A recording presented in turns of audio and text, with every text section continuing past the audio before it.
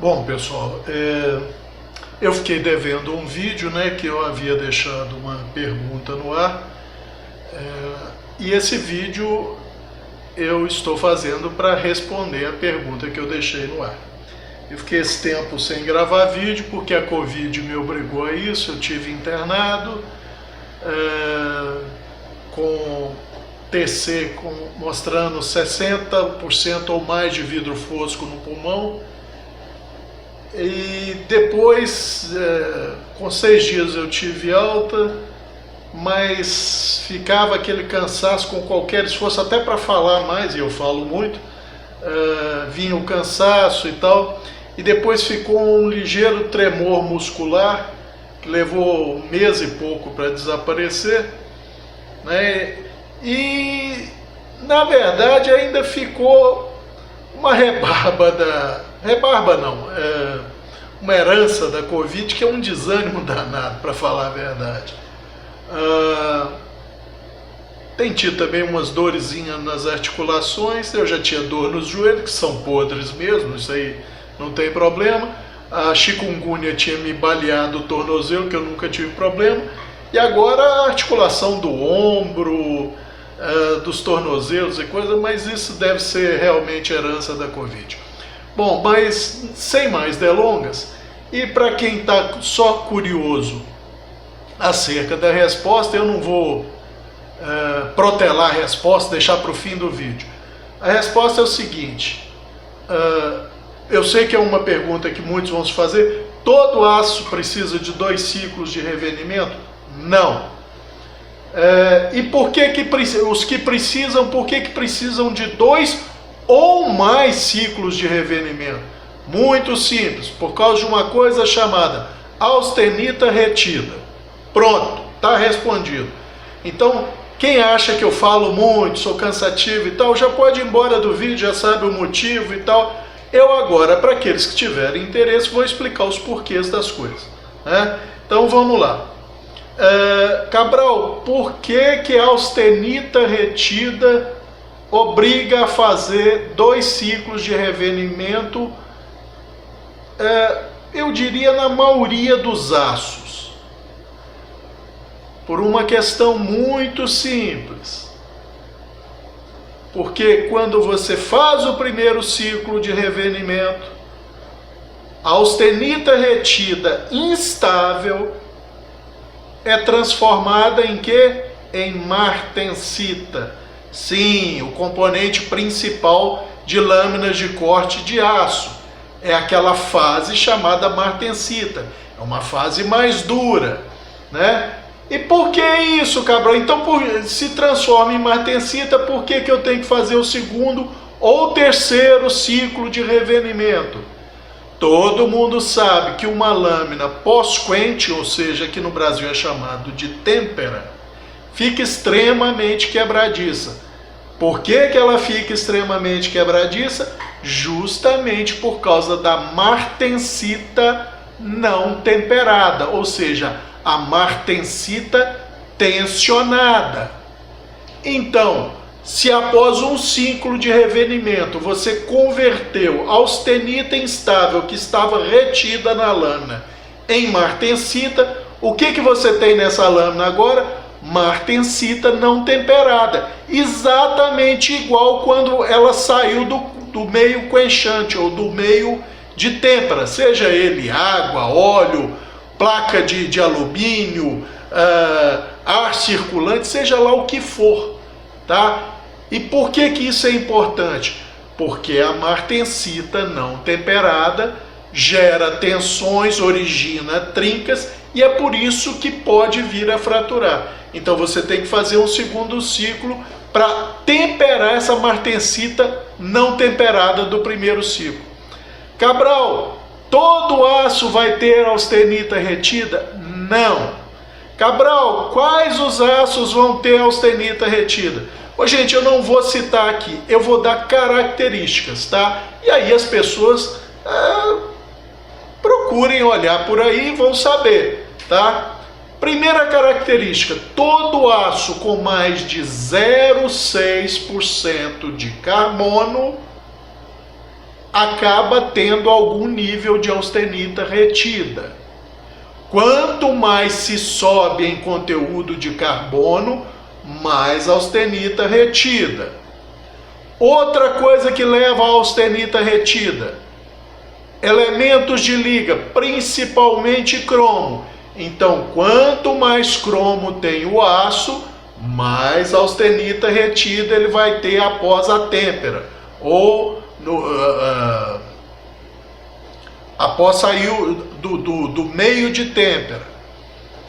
Tem um outro fator? Tem outro fator: temperatura. Quanto mais elevada a temperatura de austenização ou de têmpera, né? No caso, austenização é o termo mais correto para essa temperatura. Quanto mais elevada essa temperatura, mais austenita retida vai ter o aço. Cabral, o aço precisa ter essas 3 características juntas para ter mais austenita retida? Não. Qualquer uma dessas características pode levar até austenita retida. Uma conjunção dessas características leva ao aumento de percentual de austenita retida. Cabral, o que essa faca está fazendo aí? Uma faca Tanto que, do meu ponto de vista, não tem muita aplicação. Tem gente que acha que é uma excelente faca de defesa. Eu tenho minhas dúvidas, tá? Ah, Cabral, então por que você tem uma? Porque um amigo adquiriu, é uma faca artesanal, e ele precisava vender, entrou em contato comigo, me ofereceu pelo preço de custo. Na época eu falei, por que não? Vai ficar aí jogado em algum canto, serve para alguma coisinha. Tem corte? Tem corte. E o fio que eu dou em basicamente toda a lâmina em D2 minha é um fio grosseiro, tá? Com acabamento aí não mais do que lixa, equivalente a lixa 200. Ela está com 15 graus no fio principal e 20 graus no fio da ponta. Tem habilidade de corte? Tem, porque ela é um hollow e eu deitei essa lâmina na pedra, desbastei até praticamente zerar o hollow dela. Então ela tem 15 graus no fio principal e 20 graus na ponta. Para os amigos terem uma ideia se ela tem habilidade de corte ou não, o paquímetro travado a 1 milímetro entra 5 milímetros aqui nessa lâmina, até 6 nessa região aqui, tá? Já na ponta, ele entra daqui até aqui apenas 1,5 milímetro, e daqui até na divisória dos fios, ele entra quase 2 milímetros só. É por isso que a Tanto é famosa por sua habilidade de perfurar. E é basicamente isso. É lógico que isso aqui não é uma Tanto verdadeira, isso é uma American Style Tanto, tá? Digamos que seria uma releitura do que seriam as Tantos japonesas, até porque ela é muito pequena e tal, mas vamos dizer que essa é uma faca estilo Tanto, tá? Eu só aumentei o choio dela aqui, arredondei as arestas, é confortável na mão, dá para cascar uma laranja e tal, cortar um tocinho, cortar couro, ela é boa. Uma das aplicações que eu vi para essa faca é cortar couro, não esfolar, ela é fora. Não dá para fazer? Dá, gente, se você só tiver ela dá para fazer, mas não está longe de ser o ideal. Eu digo cortar couro curtido mesmo, tá? É uma faca que, para ser bem sincero, eu levo ela para churrasco de amigos e família. Acabou, ela é boa para cortar churrasco? Não, tem facas infinitamente melhores do que ela, mas é que chama a atenção, só por isso. E é uma forma de usar. Bom, mas voltando ao assunto, por que essa faca Tanto está aqui? Ela não está aqui por ser uma faca Tanto, ela está aqui por ser uma faca em D2, tá? Cabral, por que o D2? Porque o D2 é o clássico exemplo dos aços mais usados em cutelaria, ou digamos que nós, mortais comuns, temos acesso em aços mais comumente usados em cutelaria. O D2 representa tudo de por que o revenimento tem que ser feito em 2 ou mais ciclos. É um aço com alto conteúdo de carbono, é um aço com alto conteúdo de cromo, tá? E é um aço que precisa altas temperaturas de austenização. Então, incrivelmente, uma lâmina em D2, após o quench dela, ou após a têmpera, ela pode ter percentuais de austenita retida que variam de 1,5 a 2, que é baixíssimo, até 35% de austenita retida. É isso mesmo que vocês ouviram, até 35% de austenita retida. Cabral, austenita retida na lâmina interfere em alguma coisa? Interfere em muita coisa. Interfere em retenção de fio, porque a austenita ela é uma fase, digamos, bem macia do aço. Então a retenção de fio, se essa faca tivesse 35% de austenita retida nela, a retenção de fio seria terrível.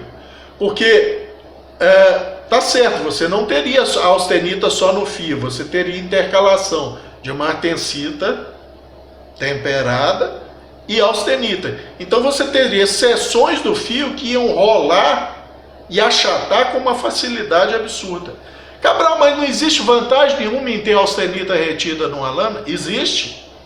Tanto é que o Mr. D2, que é o Dozier, ele não fazia tratamento criogênico nas lâminas dele. Ah, Cabral, só o tratamento criogênico remove a austenita retida? Não, você tem outras formas. Mas ele não fazia tratamento térmico e fazia questão de deixar os seus fios acabados mais grosseiramente, para que o fio durasse mais. Mas vamos nos ater aqui à questão do revenimento, tá? Então, gente, como eu falei, aços com mais de 0,6% de carbono.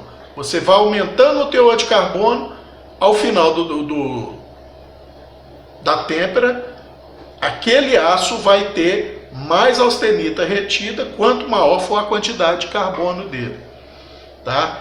Então, gente, o que fazer para eliminar essa austenita retida? Uma das formas é o revenimento de baixa temperatura. Cabral, o que é baixa temperatura de revenimento? Uma temperatura que vai de 150 até, vamos colocar, 200 graus, 250 graus. Isso seria revenimento de baixa temperatura. Então é uma das formas. Elimina totalmente a austenita retida? Não. Qual outra forma? Tratamento criogênico, tá? Ah, Cabral, então quer dizer que se eu botar no congelador da minha geladeira ou do meu freezer, eu elimino a austenita retida? Elimina um pouco dela. Mas como esse tratamento criogênico, esse na verdade, tecnicamente a gente não pode chamar um tratamento térmico em congelador ou em freezer comum de criogênico, tá? Na verdade o termo correto para ele é sub-zero, ou seja, abaixo de zero qualquer coisa está valendo, desde menos 5, menos 10, menos 15, menos 20, até os menos 186 graus do nitrogênio líquido, tá? Então, tecnicamente, tratamentos térmicos abaixo de zero são sub-zero. E o tratamento com gelo seco? O gelo seco só vai até no máximo 70 negativo. Funciona, ele transforma bastante austenita em martensita, austenita instável em martensita, mas não transforma uma quantidade muito grande, cerca de metade, por aí assim. Já o tratamento criogênico, que é aquele feito em nitrogênio líquido, esse elimina um percentual alto da austenita retida instável, tá? Eu diria que algo aí na casa dos 90% dela. Uai, Cabral, não tem jeito de se livrar 100% dela, não? Tem. Se é desejável ou não numa lâmina, isso é outro papo, tá? Então vamos lá. Qual seria a forma de eliminar 100% a austenita retida? Simples. Fazendo um revenimento de alta temperatura. Cabral, o que é um revenimento de alta temperatura? Normalmente revenimentos na casa acima dos 300 graus. procurando sempre evitar a faixa entre 400 e 500, que ela leva à famosa fragilidade azul, que é em boa parte causada por o que se chama de carbide coarsening, ou seja, como é que traduz isso corretamente? Um engrossamento dos carbonetos, tá? Um aumento no tamanho dos carbonetos. E ela é praticamente eliminada acima de 500 graus, de 500, 550 graus. Mas, Cabral, mas se eu levar isso aí, eu vou deixar uma lâmina muito macia. Na verdade, não, depende do aço. Porque aços com alta liga, quando você eleva essa temperatura de têmpera a esses níveis, você tem o que é chamado endurecimento secundário, que se dá porque há uma precipitação de carbonetos. Por quê? Você eleva tanto a temperatura que você faz acontecer uma difusão grande de carbono que estava preso na austenita, e na martensita ele relaxa um pouco, então ele cede carbonos. E esse carbono ser liberado para a matriz, ele reage com o elemento de liga, normalmente o cromo, mas pode ser molibdênio, vanádio, seja lá qual for o formador de carboneto que esteja presente ali. Forma o carboneto e ele se precipita, ou seja, na verdade a formação do carboneto já é a precipitação dele, precipitação secundária, tá? Então você tem um endurecimento da lâmina por dois motivos. Você tem a eliminação da austenita retida instável, que é bem mais macia, e você tem a formação maior de carbonetos, que são elementos bem mais duros, inclusive, do que a própria matriz do aço na sua maior dureza. Então é por isso que é chamado de endurecimento secundário, né? Porque você tem um endurecimento primário, que é feito na hora da têmpera, do quench, né? E aí depois, no revenimento de alta temperatura, com essa eliminação da austenita retida instável e precipitação de carbonetos secundários, você tem um aumento da dureza. Uai, Cabral, então isso é uma maravilha. Não, para lâmina de corte não. Por quê? Você tem um aumento da dureza dessa lâmina, tá? Você tem um aumento assim significativo na resistência à abrasão, porém você aumenta e muito a friabilidade dessa lâmina, ou seja, o potencial dessa lâmina de fraturar. Essa é uma lâmina. Então, em mesma dureza, só para os amigos terem uma ideia, vamos imaginar o D2, tá? Nosso D2 aqui. Em mesma dureza, feito um revenimento de baixa temperatura e ele chegando a uma dureza de 62 RC, se eu fizer no D2 um revenimento de alta temperatura e deixá-lo com esses mesmos 62 de dureza, esse que foi feito revenimento de alta temperatura vai ter uma resistência à abrasão muito, mas muito maior do que o D2 que tem 62 de dureza com revenimento de baixa temperatura. Por quê? Porque a quantidade de carbonetos presentes nesse D2, cujo revenimento foi de alta temperatura, é significativamente maior do que o do outro. E com um detalhe, ele tem zero de austenita retida, tá? Toda a matriz dele é martensítica. Só que é uma lâmina que fratura muito mais facilmente do que a outra lâmina com os mesmos 62 de dureza, tá? Só que feito revenimento de baixa temperatura. Então só seria interessante uma lâmina com alta temperatura de revenimento, por exemplo, uma lâmina estacionária, ou seja, uma de máquina, tá? E que vai cortar material extremamente abrasivo. Plástico é o exemplo mais comum. Então, ali você, como não tem torção lateral, nem nada disso, que é comum nos cortes efetuados à mão por causa da nossa instabilidade, aqui eu estou exagerando o movimento, tá? Não é que eu tenha mais o tremor, ele felizmente foi embora, mas a gente tem esse tremor natural que a gente não percebe. Quando a gente vai cortar, imprime cargas laterais no fio, que quando a lâmina é mais susceptível à fratura, ela fratura o fio, microfratura, ou dependendo, se for feita uma torção maior, você tem uma fratura grande, ou mesmo uma fratura catastrófica de toda a lâmina. Numa lâmina estacionária de corte em máquina, isso não ocorre, tá? Então, gente, como eu falei, a causa de se fazer 2 revenimentos, ou mais, em alguns casos você pode precisar de 3, é por causa da austenita retida. E com um detalhe, para você fazer o tratamento criogênico, então muita gente está pensando aí, eu tenho uma lâmina D2, eu não sei se foi feito tratamento criogênico nela ou não, eu vou usar gelo seco com álcool e vou colocar lá para fazer um tratamento sub-zero, ou eu tenho um tambor de nitrogênio líquido, que é o meu caso, por causa que nós tínhamos uma propriedade rural, fazíamos inseminação, então mantivemos o tambor. Não via por que dar para os outros, está guardado aí. E uma vez, isso antes de eu conhecer um pouco mais sobre aço, ou seja, lá por volta de 2005, 2000, acho que até antes, eu tinha uma lâmina da Tramontina Amazon. É Amazon? Não, como é que é? Acho que é. Um canivete.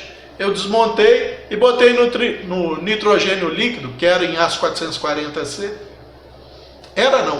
Que eu ainda tenho essa lâmina.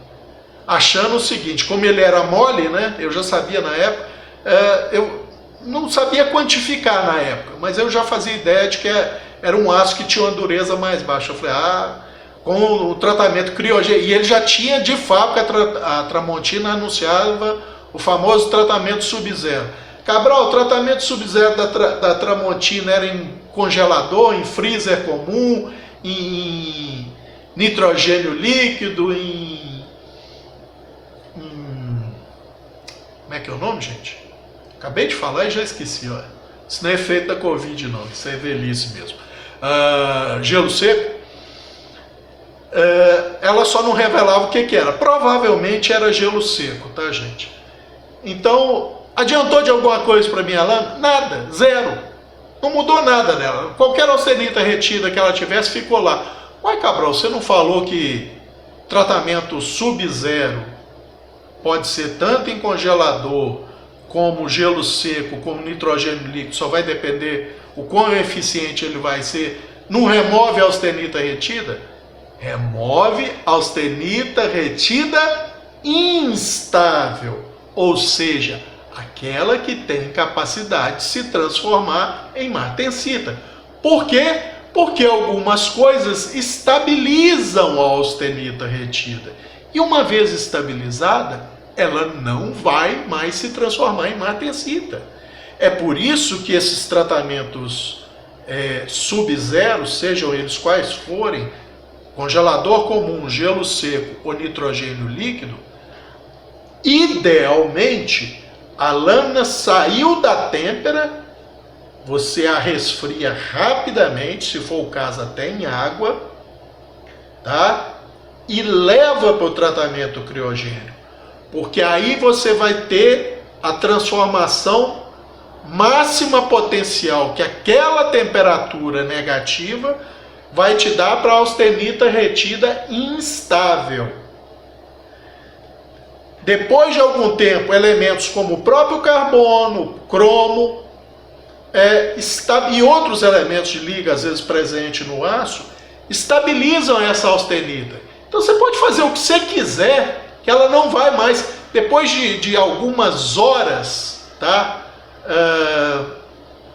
Não mais ela vai se transformar em martensita. Então, quer dizer, eu só congelei minha lâmina, mais nada. E corri o risco de tirar ela de lá, deixar ela cair e ela quebrar na hora, sem deixar ela voltar à temperatura ambiente. Mas felizmente isso não aconteceu. Então ela tem que ir para a temperatura negativa assim que sai do meio de quente. Ou seja, assim que sai da têmpera. Cabral, mas não corre o risco dela trincar e fraturar?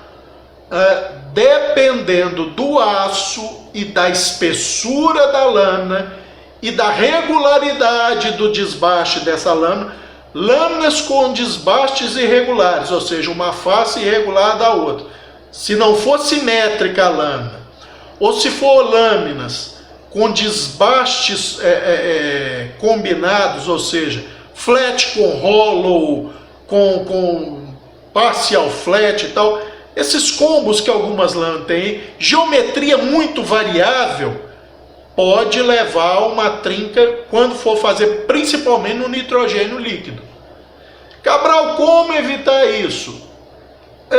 Tem um jeitinho, tá? Que é para dar uma contornada. Então vamos pegar de novo o exemplo do D2. Ele saiu da têmpera, seja ela em óleo, o ideal seria placa de alumínio, mas vamos supor, o óleo é mais dramático do que o alumínio para drenar a temperatura. Então vamos dizer que foi feito em óleo. Uma lâmina mais espessa, que o desbaste eu não estou confiando muito, que eu fiz ele muito simétrico.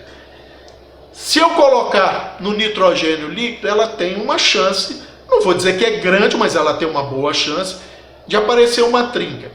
Nesse caso, quando eu não tenho um desbaste simétrico, não tenho uma lâmina, ou tenho uma lâmina muito espessa, pode fazer eu já ia falar têmpera, mas ia confundir, um revenimento rapidinho, a 150 graus.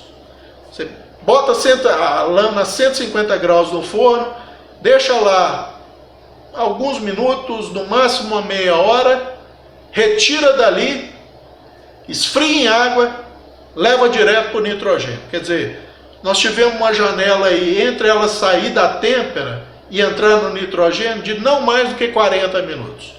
Eu vou conseguir uma conversão alta da austenita retida instável, próximo de 90%, mas não vou chegar nos 90% por causa desse revenimentozinho que eu fiz de baixa temperatura, porque ele deu uma estabilizada em alguma austenita retida lá instável, ele estabilizou aquela austenita, então ela já não converte mais, tá? Mas é preferível do que eu arriscar uma fratura. Eu estou falando isso para um aço que tem alto carbono, alto cromo e normalmente precisa de altas temperaturas de austenização. Provavelmente um 1095, 1070, 1080 e coisas não precisam desse revenimentozinho relâmpago para minimizar o problema da trinca ou fratura no tratamento criogênico, tá? E outra coisa, gente, normalmente tratamento criogênico, e aqui eu estou falando em nitrogênio líquido, ele é mais usado em aços inox, tá? O D2 tecnicamente não é um aço inox, mas como ele tem altíssimo teor de carbono e muito cromo, não chega a ter 11% de cromo livre para passivar a matriz, mas tem muito cromo, então, e precisa de alta temperatura, né? Ah, Cabral, e a partir de quando começa a ter austenita retida na temperatura? Ô, gente, normalmente a partir lá dos 950 graus, e aí subindo, quanto mais você vai subindo, até 950 graus você não costuma ter austenita retida, tá? Ah, Cabral, mas se eu estou usando um aço 1095, você vai ter alguma austenita retida por causa da quantidade de carbono desse aço, a não ser que você coloque em solução apenas 0,6 do 0,95% de carbono que o 1095 tem. Mas, Cabral, tem como fazer isso? Tem como fazer isso, né? E como com 0,6% o seu aço após a têmpera, pelo menos a têmpera em água, ele 1095, ele atinge aí seus 66 de dureza máximo, né? Isso colocando 0,6% de carbono só em solução. Tem como fazer isso? Tem. Como? Protocolo de tratamento térmico. Eu não estou aqui para ensinar ninguém a fazer tratamento térmico, porque eu não sou cuteleiro. Quem quiser saber como fazer isso, procure um cuteleiro de sua confiança e pergunte a ele. Eu vou dizer para vocês que 99% dos cuteleiros não sabem como fazer isso. mas não é problema meu, não é problema meu. Isso quem quer fazer tratamento térmico de lâmina tem que correr atrás de informação. Eu não sou essa fonte de informação, sinto muito. Estou dando as dicas para vocês do que tem que ser feito, tá? Não adianta vir me perguntar, qual protocolo eu uso? Eu não sou cuteleiro. Eu não dou dica de tratamento térmico para ninguém, a não ser essas dicas que eu estou dando nesse vídeo aqui, que são bem generalistas, tá? Então, mas voltando ao assunto. Então, gente, como vocês podem ver, por exemplo, um aço 5160 precisa de 2 ciclos de revenimento? Me respondam aí, pensem rapidamente. Ó, o aço 5160 tem quanto de carbono? 0,6 no máximo. Tem quanto de cromo? Tiquinho assim, 1 e pouquinho e tal. Precisa de altíssima temperatura de austenização? Então responda. Precisa? Não, gente. 5160, se for feito um protocolo correto, não necessita de 2 ciclos de revenimento, tá? 52,100, o que vocês acham? 52,100 tem aí em torno de 1% de carbono, pouquinho mais, pouquinho menos, dependendo da partida do aço. Tem um percentualzinho de cromo já um pouco maior ali, mas nem tanto assim. E qual a temperatura de austenização do 52,100? Precisa de 2 ciclos? Será que 2 ciclos são o suficiente para o 52,100? Vocês têm que responder. Quem quer ser cuteleiro vai correr atrás de informação, tá? Não cabe a mim dar. Mas então, gente, era isso. Eu estou fazendo esse vídeo para deixar respondida a questão que eu deixei no ar. Então, todo aço precisa de 2 ciclos de revenimento ou mais? Não. Por que os 2 ciclos ou mais são importantes? Por causa da austenita retida, que com o primeiro ciclo, a austenita retida instável se converte para martensita, no caso martensita não temperada. Por quê? Porque a martensita original lá da têmpera, né, assim que ela sai do meio de têmpera, seja ele água, óleo, placa de alumínio, ar circulante, seja lá o que for, ela está não temperada. Por isso que a lâmina é muito quebradiça. Aquela lâmina está na dureza máxima, se o tratamento térmico foi feito corretamente, está na dureza máxima obtenível dela, dependendo, claro, do meio de têmpera. E a estrutura cristalina, a martensita, ela é extremamente distorcida. Ela é um cubo alongado e torcido. Então ela é muito instável, ela não consegue absorver energia. Se você dá um input maior de energia ali, ela fratura. Ou seja, uma queda, uma pancada, ela fratura. Então você precisa do revenimento para relaxar essa martensita. Só que ele relaxa a martensita original. Um pouco do carbono que ela tem aprisionado nela é difundido para a matriz. Só que quando você faz isso, aquela martensita original não temperada, após o primeiro ciclo de revenimento, ela passa a ser martensita temperada. Então ela está menos tensionada. Porém, a martensita que foi originada durante esse revenimento é martensita não temperada. Então ela está na dureza máxima. Não me importa se ela é um cristal ou um grão apenas. Na verdade não é o grão é austenítico, a martensita ela só há uma mudança de fase, mas o tamanho do grão permanece a mesma. Quem determina, gente, o tamanho do grão de um aço na matriz é a austenita, é o grão austenítico. O tamanho daquele grão não se altera quando ela muda de fase com o tratamento térmico passando para a martensita. Isso é importante ficar claro. Então, gente, aqueles grãos presentes de martensita eu estou falando grão, mas é isso mesmo. O crescimento dos cristais ali, tá? De martensita não temperada, ele vai sofrendo microfraturas, trincas. E essas trincas, com o passar do tempo, vão se somando. É por isso que o sujeito fala assim: poxa, mas eu usei minha faca em aço tal, cansei de dar bordoada nela, nunca aconteceu nada. Aí outro dia eu peguei a faca, ela escapou da minha mão, estava na altura do meu joelho, caiu no chão, partiu em 3 pedaços. Provavelmente, se não tiverem outros erros no tratamento térmico, como crescimento exagerado do grão do aço, ou coarsening de carbonetos, ou agregação de carbonetos, provavelmente a gente podia ter ali martensita não temperada, que foi somando as trincas ao longo do tempo.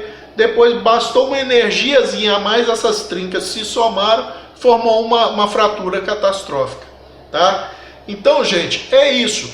Como eu falei no vídeo passado, eu deixei no ar a pergunta e falei, o motivo é extremamente simples. No entanto, se não observado, pode levar a consequências muito negativas para uma lâmina de corte. E como vocês viram, realmente, o motivo é muito simples. Mas se o cuteleiro não conhece o motivo real, e a maioria não conhece, faz as coisas porque ouviu falar, porque o cuteleiro tal falou que tinha que ser assim, mas ele não sabe o mecanismo, ele não sabe o porquê que tem que ser assim, ele normalmente não preocupa com os detalhes. Para que eu vou fazer 2 ciclos no forno a 180 graus? Faça um ciclo só e tá bom, ou faça um ciclo a 200 graus e tá bom. Olha como é que os erros vão se somando por causa da ignorância. Então, gente, outra coisa, tratamento térmico de aço, gente, é os 3 T's, né? Temperatura, tempo, transformação. Não existe uma relação direta entre temperatura e tempo, não, tá? Temperatura costuma ser logarítmica e tempo é uma coisa mais direta. Não, perdão, é o contrário. Tempo é logaritmo, vamos deixar isso claro. Tempo é logarítmico e temperatura é mais linear. Por exemplo, tem um experimento que o pessoal com um aço X, para atingir um patamar Y, que não vem ao caso aqui, vamos só determinar como eles determinaram lá, 16, seja lá o que esse 16 signifique. Levou 100 horas a 450 graus. 100 horas para um aço X atingir esse patamar que eles queriam, que eles chamaram de 16, a 450 graus. Esse mesmo aço levou apenas 15 minutos para atingir esse patamar 16 a 550 graus. Ou seja, elevou-se apenas em 100 graus a temperatura e precisou só de 15 minutos. Tá? Então, por isso, gente, a coisa não pode ser feita assim, eu acho que se eu fizer assim dá certo. Não é isso, gente. Para isso existem protocolos. E quem quer ser cuteleiro, se quer ser um bom cuteleiro e fabricar boas lâminas, tem que seguir os protocolos. Eu não posso mexer em nada? Pode e deve, se você tiver conhecimento. Se você souber o que você está mexendo e com que fito você está mexendo. Ou seja, com que intenção você está mexendo naquele detalhe do protocolo de tratamento térmico. Qual a sua finalidade? Porque você pode otimizar um tratamento térmico padrão. Você acha muito protocolo por aí. Por exemplo, o Paul Boss ficou famoso pelos tratamentos térmicos de lâminas dele na Buck. Mas nem sempre foi assim, porque quando ele começou para o aço, por exemplo, 154 cm, ele preconizava a alta têmpera, não vou confundir o alto revenimento do 154 cm. O que acontecia com as lâminas 154 cm da Buck? Quebravam fácil. Por quê? Por aquilo que eu já expliquei durante o vídeo. Então, ele abandonou isso, ele corrigiu, mas no início ele preconizava isso. Depois ele viu que era uma furada. tá? Então, gente, era isso. Eu paguei minha dívida, eu estava devendo a resposta aos amigos, tá? Então, é por isso que alguns aços, tá? Praticamente a totalidade dos aços inox se beneficia de um tratamento sub-zero, idealmente um tratamento criogênico, tá? Ou seja, nitrogênio líquido, que não pode ser feito muito depois da têmpera da lâmina, não se pode aguardar horas, o ideal seriam minutos, que é quando você tem o efeito máximo de conversão da austenita retida instável, tá? A totalidade dos aços inox, boa parte dos aços com mais de 0,6% de carbono, boa parte dos aços com maior conteúdo de cromo necessitam de dois revenimentos para temperar a martensita recém-convertida no primeiro ciclo de revenimento, a partir da austenita retida instável. Então você precisa de um segundo e, em alguns casos, um terceiro ciclo para revenir essas martensitas recém-formadas. Porque se você não reveni-las, você terá uma martensita na sua dureza integral, que é muito suscetível a originar trincas, que eventualmente vão levar a fraturas na lâmina. Tá? Então, espero ter sido claro. Era essa a resposta e o vídeo que eu estava devendo aos amigos, tá? E continuem se cuidando, porque a vacina ainda é uma realidade um pouco distante, de pelo menos alguns meses, pelo menos para a maioria de nós mortais brasileiros, tá? Mesmo quem já teve Covid, mesmo sem sintomas, continue usando as medidas preventivas de máscara, de distanciamento, porque ainda não está muito certo que quem já teve, não é que possa se reinfectar. Os casos documentados no mundo não chegam a 30 no momento, mas não é questão de reinfecção. A questão é se você entrar em contato com o vírus, se você pode ser um elemento transmissor, nem que seja por uns poucos dias até o seu organismo se livrar desse vírus, né?